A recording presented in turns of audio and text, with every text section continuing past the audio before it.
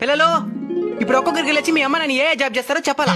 సరే సార్. రే గిరి, నువ్వు లేచి మీ నాయన ఏం పని చేస్తాడు చెప్పు. మా నాయన డాక్టర్ సార్. డాక్టరా? మరి ఇన్ని రోజులకు మీ తల్లి తలనొప్పితో బాధపడుతున్నాడా? మీ నాయన రెండు మాత్రలు తెచ్చుండేదా? మా నాయన పశువుల డాక్టర్ సార్.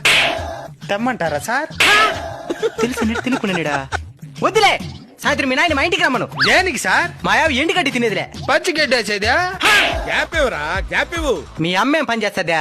Engineer sir. మరి ఇంజనీర్ పని చేస్తే మీ అమ్మ పశువుల డాక్టర్ ఎటర్ చేసుకునిందా? పెళ్ళైన తర్వాత జాబ్ వచ్చింది సార్. అది లెక్క. రే చరణ్, నువ్వు లేచి మీ అమ్మ నేనే పని చేస్తారు చెప్పు. అదే ఏరా చెప్పు. మా నాయన చిన్న కంపెనీలో లేబర్ సార్. మా అమ్మ మున్సిపాలిటీలో రోడ్లు వస్తుంది. ఇది చెప్పడానికి ఎందుకు తడబడుతున్నావు నైనా?